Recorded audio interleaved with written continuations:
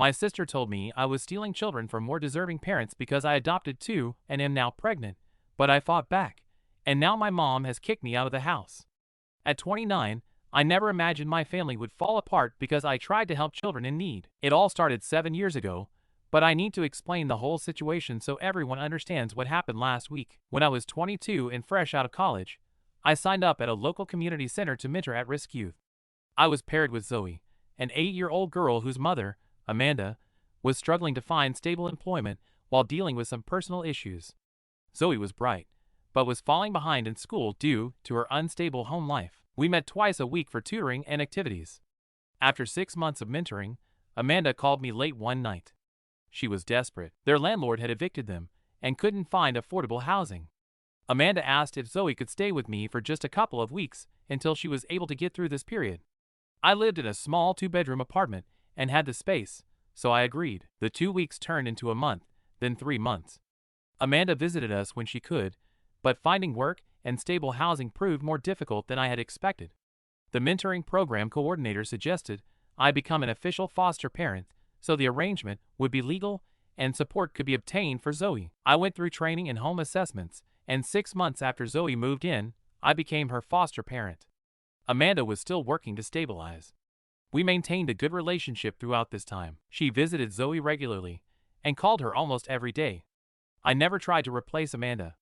I made sure Zoe understood that her mom loved her and was working hard to bring her home. 5 years ago, when Zoe was 10 and I was 24, Amanda and I had a long conversation. She had found stable work, but her housing situation remained precarious, and she was worried about taking Zoe out of school, where she had finally begun to thrive. Together, we decided that the best thing for Zoe would be for me to become her legal guardian. This wasn't an easy decision for Amanda. I watched her sign the papers with tears streaming down her face. She did it because she believed it was the best thing for her daughter. Life settled into a new normal. Zoe thrived in school, joined the debate team, and made friends. Amanda remained involved in her life, spending weekends with her when she could and calling regularly. I made sure they maintained their connection. Then, 2 years ago, Amanda contacted me again. She had given birth to a son, Eden, but was struggling to care for him while working full-time. He asked me if I would consider fostering him too so the siblings could be together. After some consideration, I agreed and welcomed 2-year-old Eden into my home. I moved us into a 3-bedroom house with a garden, using the money I had saved from my job as an accountant. Last year, I met Kevin, 31, through work. We dated for several months before things ended mutually when he received a job offer in another state. What I didn't know when we broke up was that I was pregnant. I'm now 25 weeks pregnant with my first biological child. My older sister, Megan, 35, has been trying unsuccessfully to have a baby with her husband for 9 years. They've gone through multiple rounds of fertility treatments, all of which have ended in failure. Megan always talked about becoming a mother. It's been her dream since we were little girls. When Zoe came to live with me, Megan was very supportive. She brought clothes and toys, and sometimes took Zoe for weekend activities to give me a break. She was also welcoming when Ethan joined our family, but I noticed her visits became less frequent over time. She said she was busy with work, but I suspected the children reminded her of what she couldn't have. 3 weeks ago, I called my family to share the news of my pregnancy. My parents were thrilled about their new grandchild. Megan's response was a cool congratulations before changing the subject. After that call, Megan stopped responding to my texts and calls altogether. Last week, my mom invited the whole family over for Sunday dinner. I arranged for a friend to babysit Zoe and Ethan and went alone. During the meal, my parents asked questions about the pregnancy, how I was feeling, had I thought about names, was the nursery ready? Every time the baby was mentioned, Megan gave me a cold stare before looking away. As we were finishing dessert, Megan asked why I had taken in 2 foster children, when I could clearly have my own biological children. I explained everything I've been explaining to you here, but I was still bitter about the whole situation. She said she felt like I was bragging about my family in front of her, when she'd been trying for years to have children. She said it wasn't fair that 2 children fell into my hands when I wasn't even trying to be a mother, and now I was having a biological child without a care in the world. The worst part was when he said it was cruel that I had taken 2 children from the foster care system, who could have gone to more deserving parents, since they couldn't have children of their own. I told him that, while I understood and cared about his pain, my foster children weren't unhappy about living with me. They were children who needed a safe home, and their biological mother had specifically asked me for help. I told her I was very sorry for her difficulties, but her infertility wasn't my responsibility, and I wouldn't apologize for offering a home to children in need. My mother, who hadn't intervened in the conversation at all, either to defend me or to attack me up to that point, asked me to leave. I gathered my things and left without another word. The next day, my mom called me. She said she'd pass me on to Megan because it was too cruel of me to bring up her infertility when it was so important to her. She said I owed her an apology because I'd hurt her feelings. I felt the same way because I didn't mean to attack her, and I can recognize when I was wrong. I sent Megan a message apologizing for what I said, but not for defending her having fostered 2 children. I told her I respected and supported the journey and pain she was going through, but that I wouldn't accept blame for her struggles, nor would I allow her to characterize my relationship with Zoe as if I were taking children away from more deserving parents. Megan never responded to my message. My mom called again to tell me I was making things worse by persisting, rather than offering a genuine apology. But that's what I did. I apologized for attacking her, but not for defending myself against her attacks. It was genuine because I feel like talking about her infertility brings me down to her level, while she hasn't even offered an apology.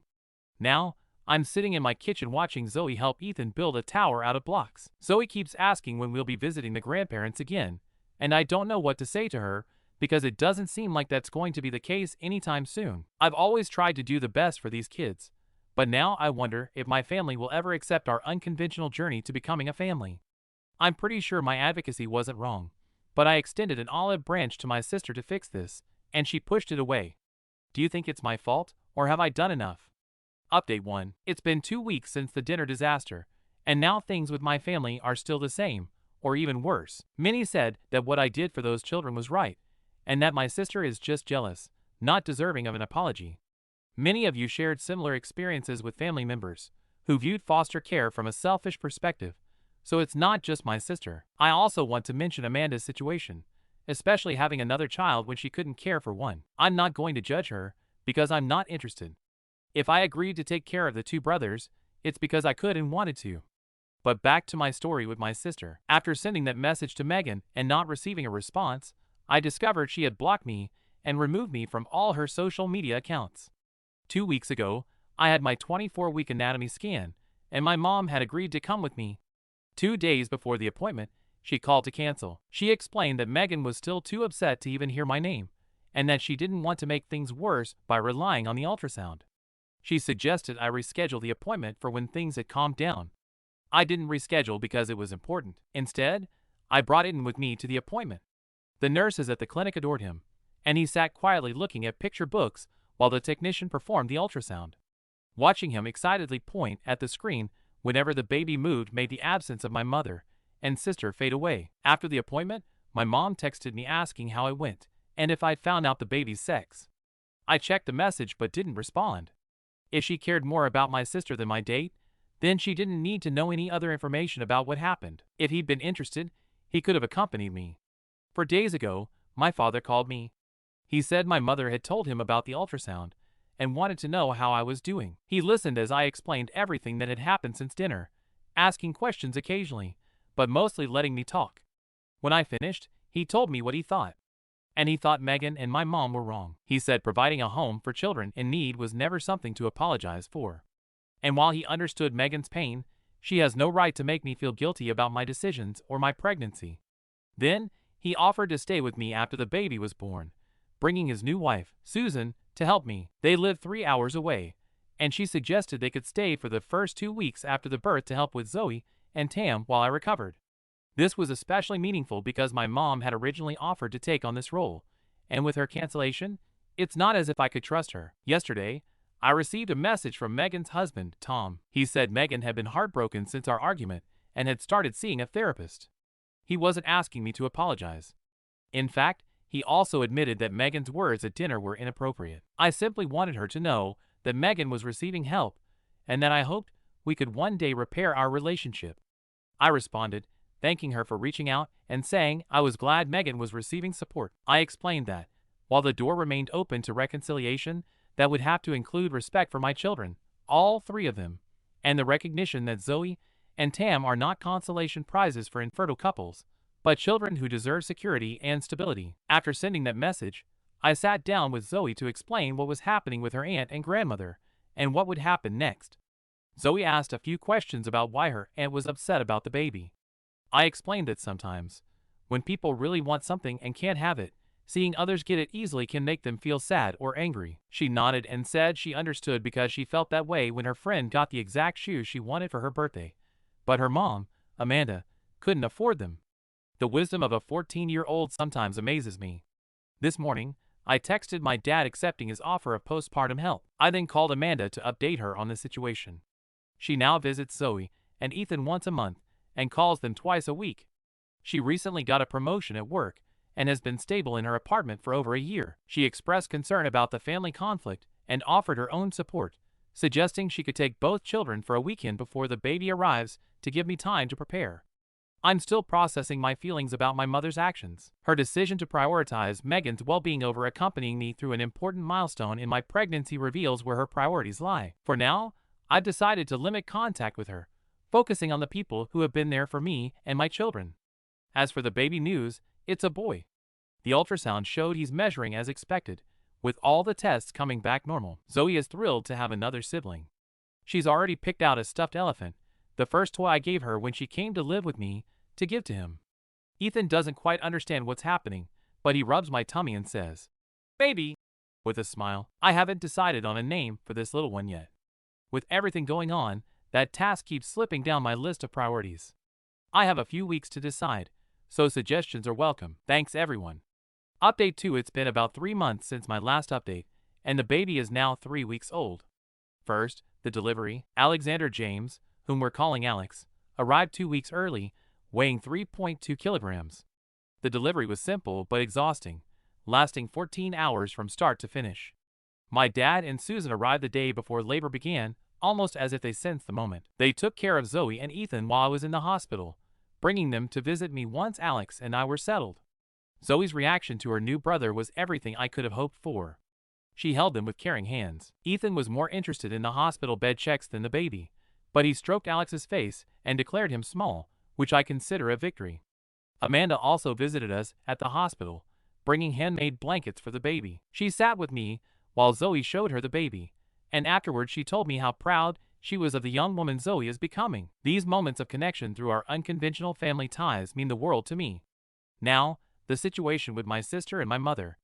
My mother texted me when she heard I was in labor, asking which hospital I was at. I didn't respond until after Alex was born, sending only a brief message with his birth information and a single photo. She responded, asking when she could visit. After talking it over with my father, I told him I wasn't ready for visitors beyond the people who were providing me with immediate support. This didn't go down well with my mother, who wanted to meet her grandson. She said something like, "You can't punish me for trying to protect your sister's health." A week after we got home from the hospital, a large package arrived addressed to Alex. Inside was an expensive crib and several sets of newborn clothes. The card was signed by Megan and Tom. I called Tom to thank them for the gifts. He sounded surprised to hear me and said the crib was Megan's idea. When I asked if she wanted to talk to me, she hesitated before saying she wasn't ready yet. I told her I appreciated the gesture and that the door would be open for when she was ready to talk. 2 days later, my mother showed up unannounced at my house. She was alone with the baby, Zoe was at school, Tam was at her playgroup, and my father and Susan had gone grocery shopping. She rang the doorbell repeatedly, waking Alex, who had just fallen asleep after being fed. When I opened the door, she stepped over me and headed straight for the living room where the crib was set up. She grabbed Alex before I could stop her. I asked her to sit down and carefully explained that while I was glad she wanted to meet Alex, showing up unannounced was not acceptable. I told her I needed her to respect my boundaries and wanted to be a part of our lives, and that she needed to give me Alex back. She replied that it was the only way to get to know him, because I had refused to give her a chance to do so normally as his mother. When my father and Susan returned, my mother's attitude changed immediately. He handed her the baby and acted as if his visit had been planned all along. My father, seeing my face, asked my mother to leave. She left in tears. The next day, I received a long email from Megan. She said her therapist had suggested writing down her feelings, but advised her not to send it. She decided to send it anyway. The email alternated between apologies and accusations. She said her words at dinner were hurtful, but also reiterated that she felt my ease in starting a family was a personal attack on her struggle. The final paragraph revealed that she and Tom had been approved as foster parents and were expecting their first foster child next month. She wrote that her therapist had helped her see that her anger toward me was misplaced, and that working within the foster care system could help her heal. She concluded by saying she wasn't ready to see me or meet the baby yet, but that she hoped we could one day rebuild our relationship. I responded by congratulating her on being approved as a foster parent and wishing her the best with her first placement. I shared some ideas from my early days as a foster parent that might help her, and I told her I was willing to talk when she felt ready. I haven't heard back. My dad and Susan will stay for 3 weeks instead of the original plan. Their help is invaluable. They keep the house in order, make sure Zoe and Tom maintain their routines, and give me precious moments of rest. When they leave, I'll feel ready to handle things on my own. Amanda has increased her visits, coming twice a month now. She offered to take Zoe and Tom for a full week during the summer to give me a break alone with the baby. Zoe is excited about this plan, especially since Amanda recently moved to an apartment complex with a pool. As for me, I'm adjusting to life with 3 children. Feeding him in the middle of the night is still exhausting, but watching Zoe read to her siblings while they listen attentively makes the fatigue worthwhile. And Tan has appointed herself a mommy helper and solemnly brings me diapers, whether I need them or not. The situation with my mom and sister remains unresolved, but I've found peace focusing on the family we've formed here in this house. The road to motherhood wasn't what I expected, but looking at my 3 children, I wouldn't change a thing. Update 3. It's been about 6 months since my last update, and Alex is now almost 7 months old, a chubby, bouncy baby who has recently started crawling and getting into everything. Life with 3 kids keeps me busy, but we've found rhythms that work for our home. The biggest news is that Megan and I have cautiously begun to rebuild our relationship. 3 months ago, she texted me asking if we could meet up for coffee, just the 2 of us. I arranged for Amanda to babysit. She's become my most trusted supporter. I met Megan at a coffee shop halfway between our houses. The first 10 minutes were awkward, with the conversation limited to the weather and her new haircut. Then she pulled out her phone and showed me a photo of a 5-year-old boy named Marcus, her first foster child. Megan's face changed completely as she talked about Marcus. He described his love for animals, his difficulty reading, and his nightly routine of checking under the bed for monsters. He also talked about the challenges, his nightmares, his initial mistrust, meetings with social workers, and his biological family. Then, he said something that showed how much he had grown. I didn't understand before.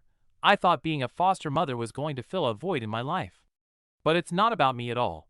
It's about giving Marcus what he needs until his mom can provide for him herself. She continued, explaining that Marcus's mother was working hard on his sobriety and job stability, with the goal of joining him within the year. Megan's voice cracked as she admitted that she would miss Marcus terribly when he went home, but she believed supporting that reunification was the right thing to do.